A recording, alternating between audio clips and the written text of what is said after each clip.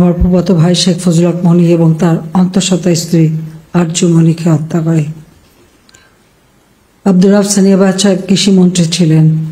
তাকে তার 10 বছরের ছেলে আর 13 বছর মেয়ে বেবি এবং 4 বছর নাতি সুকান্ত, তার ভ্রাতুষ্পুত্র মুক্তিযোদ্ধা সাংবাদিক শহীদ সানিয়াবাদ, ভাগ্নে রিন্টু সহ ওই বাড়িতে নির্মমভাবে হত্যাকাণ্ড চালায়। আমার বাবা বাংলাদেশের রাষ্ট্রপতি, তার military secretary brigadier Jamil Uddin ছুটে এসেছিলেন, তাকেও হত্যা করে। পুলিশ অফিসার সিদ্দিকুর রহমান ঘাতকদের বাধা দিয়েছিল উপরে যেতে, তাকে হত্যা করে।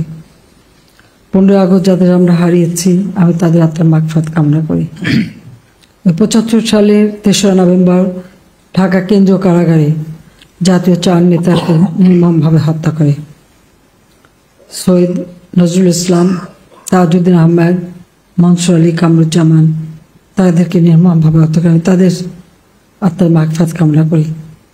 বাংলাদেশের জনগণের গণতান্ত্রিক অধিকার ফিরিয়ে আনার সংগ্রামে যারা জীবন দিয়েছে তাদেরকে আমি স্মরণ করি।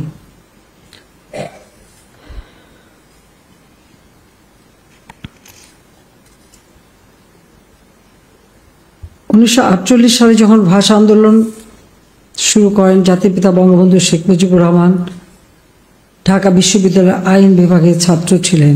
পাকিস্তানিরা আমাদের মাতৃভাষায় কথা বলার অধিকার কেড়ে নেওয়ার চেষ্টা করেন, তারই প্রতিবাদ করেছিলেন এবং সেই থেকে বারবার তাকে কারাবরণ করতে হয় এবং তিনি নিজের জীবনটাকে উৎসর্গই করেছিলেন বাংলাদেশের মানুষের জন্য। কারণ এই বাঙালির একটি স্বাধীন জাতির সত্তা নিশ্চিত করা, সেই সাথে সাথে দুঃখী বাঙালির মুখে হাসি ফোটানো এবং তাদের মৌলিক চাহিদাগুলি পূরণ করে একটি উন্নত জীবন দেওয়া, অন্ন, বস্ত্র, বাসস্থান, চিকিৎসা, শিক্ষার ব্যবস্থা করা এবং সুন্দর জীবন দেওয়া, এটাই ছিল জাতির পিতার একমাত্র লক্ষ্য। তাই নিজের জীবনকে সম্পূর্ণভাবে তিনি উৎসর্গ করেছিলেন। আর এই বাঙালির কথা বলতে চেয়ে বারবার তাকে কারাবরণ করতে হয়, এমনকি কয়েকবার হত্যারও চেষ্টা করা হয়। বাঙালি জাতিকে স্বাধীনতার চেতনায় তিনি উদ্বুদ্ধ করেছিলেন এবং তাঁরই ডাকে সাড়া দিয়ে দেশের মানুষ অস্ত্র তুলে নিয়ে যুদ্ধ করে বিজয় অর্জন করে। মাত্র 3 বছর 7 মাস তিনি হাতে সময় পেয়েছিলেন একটি যুদ্ধ বিধ্বস্ত দেশ গড়ার। কোনো রিজার্ভ মানি ছিল না, কারেন্সি নোট ছিল না, যুদ্ধকালীন 1 বছর কোনো খাদ্য উৎপাদন হয়নি, আর পাকিস্তানি হানাদার বাহিনী গ্রামের পর গ্রাম চালিয়ে পড়ে সরকার করেছিল। কারেন্সি নোটগুলি পুড়িয়ে দিয়েছিল যখন জানে তারা যে সারেন্ডার করতে হবে, এবং একই সাথে আমাদের মা বোনদের ক্যাম্পে ধরে নিয়ে মাসের পর মাস তাদের উপর পাশবিক অত্যাচার করে। শূন্য হাতে দাঁড়িয়ে ধ্বংসস্তূপের উপর যাত্রা শুরু করেছিলেন জাতির পিতা বঙ্গবন্ধু শেখ মুজিব। মাত্র 3.5 বছরের মধ্যে সেই যুদ্ধ বিধ্বস্ত দেশ রাস্তাঘাট, পুল, ব্রিজ, স্কুল, কলেজ, মসজিদ, বাজার, অফিস, আদালত সব কিছু বিধ্বস্ত ছিল।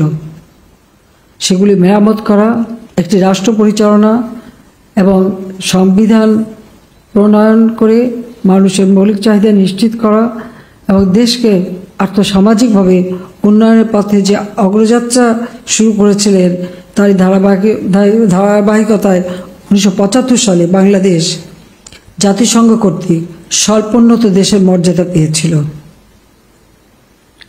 ঠিক যখন বাংলাদেশের মানুষ একটু শান্তির মুখ দেখেছে এবং অগ্রযাত্রা শুরু হয়েছে, একটু স্বস্তি ফিরে এসেছে, ঠিক সেই সময় 15 আগস্ট জাতিপিতাকে হত্যা করে। আর এই হত্যার পর থেকে বাংলাদেশের সকল অগ্রযাত্রা স্থবির হয়ে যায়। বাংলাদেশের মানুষের মাথাপিছু আয় তিনি পেয়েছিলেন সেই 72 সালে মাত্র 92-93 মার্কিন ডলার, যেটাকে তিনি 277 মার্কিন ডলারে উন্নীত করেছিলেন 1975 সালের পর। এরপর 1975 থেকে 91 সাল পর্যন্ত এরপর আর কোনো অগ্রযাত্রাই ছিল না, বরং মাথাপিছু আয় হ্রাস পেয়েছিল। প্রবৃদ্ধি 9% পর্যন্ত অর্জন করেছিলেন। আজ পর্যন্ত কোনো সরকারই, এমনকি আমরাও না, এই 9% পর্যন্ত প্রবৃদ্ধি অর্জন করতে সক্ষম হয়নি। সমগ্র বিশ্বে আন্তর্জাতিক সমস্ত বিভিন্ন গুরুত্বপূর্ণ প্রতিষ্ঠানের সদস্যপদ লাভ করা, বিভিন্ন প্রায় 126টি দেশের তিনি স্বীকৃতি আদায় করা এবং দেশকে একটা মর্যাদার দিকে যে নিয়ে গিয়েছিলেন।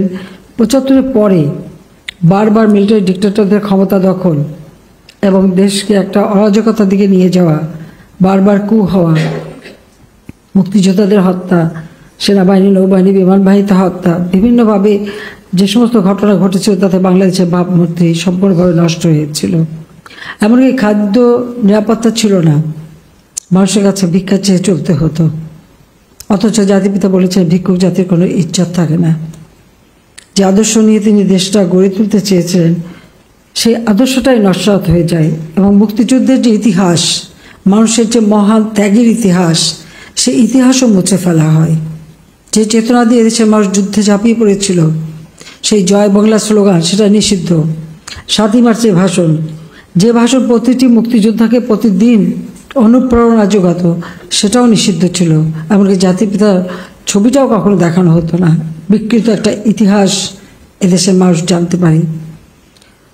খুনিদেরকে কোনো বিচার হয়নি, তাদের ইনডেমনিটি অর্ডিন্যান্স দিয়ে তাদেরকে বিচার হাত থেকে মুক্তি দিয়ে পুরস্কৃত করা হয়েছিল। যুদ্ধ অপরাধী যাদের বিচার হয়েছিল, যে কারাগারে বন্দী ছিল, তাদেরকে মুক্ত করে সামাজিকভাবে প্রতিষ্ঠিত শুধু করা হয়নি, তারা রাষ্ট্রীয় ক্ষমতা অধিষ্ঠিত ছিল। প্রধানমন্ত্রী, মন্ত্রী, উপদেষ্টা, বিভিন্ন পদে জনগণের ভোটের অধিকার কেড়ে নেওয়া হয়েছিল, গণতান্ত্রিক অধিকার কেড়ে নেওয়া হয়েছিল। প্রতি রাতে ছিল কারফিউ। মানুষের স্বাধীনভাবে চলার অধিকারটুকু পর্যন্ত ছিল না। 75-এ যখন আমার বাবা মা ভাইকে হত্যা করা, আমার ছোট বোনেরা, আমি তখন বিদেশে ছিলাম। এরপর 6টি বছর আমরা দেশে আসতে পারিনি। এমনকি আমার ছোট বোন রেহানা, তার পাসপোর্টটাও তখন যে রাষ্ট্রপতি জিয়াউর রহমান তা রিনিউ করতে দেয়নি। বিদেশে রিফিউজি হিসেবে থাকা, নিজেদের আত্মপরিচয়টাও দিতে না পারা, এর থেকে কষ্টের আর কি হতে পারে। 71 সালে পাকিস্তানি হানাদার বাহিনীর হাতে যখন আমার বাবা বন্দী হয়ে যান, এরপর মাকে বন্দী করে, সাথে আমরাও বন্দী ছিলাম। আমাদের কোনো একতলা একটা বাড়ি ধানমন্ডি, এখন 9-এ 26 নম্বর বাসা, তখন একতলা একটি বাড়ি ছিল, সেইখানে আমাদের রেখে দিয়েছিল। সেখানে কোনো ফার্নিচার ছিল না, খাদ্যের কোনো নিরাপত্তা ছিল না, কোনো কিছুই ছিল না, আমাদের কোনো নিরাপত্তাই ছিল না, ওইভাবে রেখে দিয়েছিল। সেটাও তখন আমরা একভাবে কাটিয়েছি। কিন্তু রিফিউজি হিসেবে থাকাটা এবং স্বজন হারা বেদনা নিয়ে, এটা ছিল আরও কষ্টকর। লাখো শহীদের রক্তের বিনিময়ে অর্জিত এই স্বাধীনতা ব্যর্থ হয়ে যাবে, এদেশের মানুষ বঞ্চিত থাকবে, এদেশের মানুষ কখনো তার মৌলিক চাহিদা পূরণ করতে পারে না, এটা হতে পারে না। 81 সালে দেশে ফিরে আসি।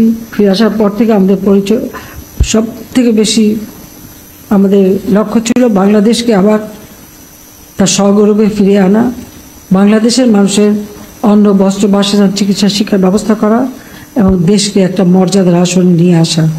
মহান মুক্তিযুদ্ধে বিজয় অর্জন করে যে মর্যাদা আমরা বিশ্বব্যাপী অর্জন করেছিলাম, যা ধূলিসাৎ হয়েছিল 75 15 আগস্ট জাতিপিতাকে হত্যার মধ্য দিয়ে, আবার সেই মর্যাদাকে ফিরিয়ে আনাই আমাদের লক্ষ্য ছিল। তাই 21 বছর পর যখন সরকার গঠন করার সুযোগ পাই, তখন থেকে এদেশের মানুষের ভাগ্য পরিবর্তনের চেষ্টা করি।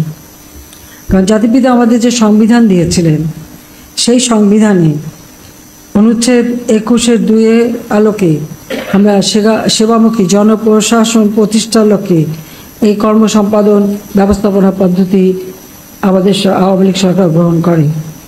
কারণ আমরা দেখেছি যে আমরা যদি একেবারে উপরের স্তর থেকে নিচের স্তর পর্যন্ত একটা জবাবদিহিতা এবং কার্য সম্পাদনের কিভাবে অগ্রগতি হবে, কিভাবে বাস্তবায়ন হবে, সে সম্পর্কে ব্যবস্থা না নিই, তাহলে সমস্ত কাজ সঠিকভাবে বাস্তবায়ন হয় না। তাই আমরা দ্বিতীয়বার যখন সরকারে আসি, তখন থেকে আমরা এই পদ্ধতিটা নিয়েছি, যা আমরা 14-15 অর্থ বছরে চালু করি। আর এই ধারাবাহিকতায় আজকে 2024-25 অর্থ বছরের বার্ষিক কর্মসম্পাদন চুক্তি 11তম বারের মতো স্বাক্ষর করা হলো। এবং আজকে এখানে আপনারা স্বাক্ষর করলেন এবং আপনারা আবার প্রত্যেকটা সচিব আপনার নিজস্ব মন্ত্রণালয়ে বিভিন্ন ক্ষেত্রে, বিভিন্ন বিভাগ আছে, বিভিন্ন প্রতিষ্ঠা, সেই সব জায়গাগুলির সাথেও আপনাদের এইভাবেই একটা যোগাযোগ করে চুক্তি সম্পাদন করে প্রত্যেকের উপর যে সমস্ত দায়িত্ব অর্পিত হয়েছে সেই দায়িত্বগুলি যথাযথভাবে পালিত হয় কিনা নিশ্চয়ই সেই ব্যাপারে নজর রাখতে হবে এবং সেটা আপনারা রাখবেন আমি আশা করি। পাশাপাশি আমরা আমাদের বাজেট যেটা 2009 সালে যখন সরকার গঠন করে 2008-09 বাজেট মাত্র 68,000 কোটি টাকা ছিল। আজকে তো আমরা লাখ টাকার উপরে উঠে গেছি, 7,97,000 কোটি টাকার বাজেট। এই বিশাল বাজেট আমরা দিয়েছি। আমাদের লক্ষ্যটা কি? মানুষের ভাগ্য পরিবর্তন, আর্থসামাজিক উন্নতি সাধন এবং বাংলাদেশকে আজকে আমাদের যে লক্ষ্য সেই লক্ষ্যটা অর্জন করা। 2096 সালে সরকার গঠন করে 5 বছর ছিলাম, সাক্ষরতার হার বাড়িয়েছিলাম, বিদ্যুৎ উৎপাদন বাড়িয়েছিলাম, খাদ্যের স্বয়ংসম্পূর্ণতা অর্জন করেছিলাম। কিন্তু দুর্ভাগ্য যে সেগুলি আর পরবর্তীতে থাকেনি, কারণ মাঝখানে আরও 8টা বছর, প্রথমে 21 বছর, এরপরে 8 বছর হারিয়ে যায়। 2008 নির্বাচনে জয়ী হয়ে যখন সরকার আসি তখন থেকে আমাদের এই প্রচেষ্টাই ছিল এবং আমরা সেই সাথে সাথে স্বল্পমেয়াদী, আশুকরণীয়, মধ্যমেয়াদী এবং দীর্ঘমেয়াদী কর্মপরিকল্পনা নিই। পঞ্চবার্ষিক পরিকল্পনা আমরা প্রণয়ন করি। সেই সাথে সাথে আমরা 2010 থেকে 2021 প্রেক্ষিত পরিকল্পনা প্রণয়ন করি। একটা সুনির্দিষ্ট লক্ষ্য নিয়ে যদি আমরা এগোতে পারি, পরিকল্পিতভাবে যে এগোতে পারি, তাহলে অবশ্যই আমরা আমাদের অভিষ্ট লক্ষ্য অর্জন করতে পারব। আর আওয়ামী লীগ একটি দল, আমাদের নিজস্ব অর্থনৈতিক নীতিমালা আছে এবং আমরা যখন বিরোধী দলে ছিলাম তখন থেকে আমাদের প্রস্তুতি ছিল। সবসময় আমরা দেশের কথা ভাবতাম, চিন্তা করতাম এবং সেভাবে আমাদের বিভিন্ন সাব কমিটি করে আমরা বিভিন্ন ক্ষেত্রে আমাদের করণীয় সেগুলো আমরা সুনির্দিষ্ট করি এবং তারই ভিত্তিতে আমাদের নির্বাচনী ইশতেহার, এবং যখনই আমরা বাজেট দিই এই নির্বাচনী ইশতেহারের ভিত্তিতেই বাংলাদেশকে ধাপে ধাপে কীভাবে এগিয়ে নিয়ে যাব সেভাবে আমরা প্রণয়ন করি। আর সেই ইশতেহারের ভিত্তিতে আজ আমাদের সমস্ত কর্ম পরিকল্পনা যা বাস্তবায়নের মাধ্যমে আমরা আজকে অনেক দূর এগিয়ে যেতে পেরেছি। কাজে আমরা, আমাদের লক্ষ্য হচ্ছে আমরা চাচ্ছি বাংলাদেশ আরও দ্রুত উন্নতি করুক। আর সেই লক্ষ্য নিয়ে আমরা চাই কিছু কাঠামোগত সংস্কার, এটা প্রতিনিয়ত প্রয়োজন। ডিজিটাল সিস্টেম কখনো ছিল না বাংলাদেশে। 96 সালে কেউই কম্পিউটার ব্যবহার করতো না, তখন কোনো ডিজিটাল সিস্টেমই ছিল না, সমস্ত টেলিফোনও ছিল অ্যানালগ করা। আমরাই এসে প্রথম ডিজিটাল টেলিফোন এবং এই কম্পিউটার ব্যবহারের উপরে গুরুত্ব দেওয়া এবং এই আধুনিক প্রযুক্তির উপরে আমরা কাজ শুরু করি এবং সেইভাবে আমাদের কর্মসম্পাদন বিভিন্ন উদ্যোগ আমরা নিই।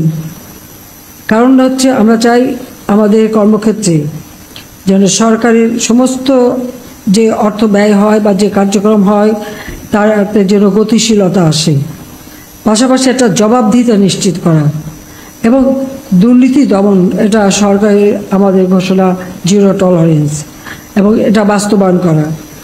আর আমি প্রধানমন্ত্রী না, আমি জাতির জনকের কন্যা, আমি দেশের সেবক, বাংলাদেশের মানুষের সেবক। এই সেবক হিসেবেই আমি নিজেকে চিনি, জানি এবং কাজ করি। কারণ এই দেশের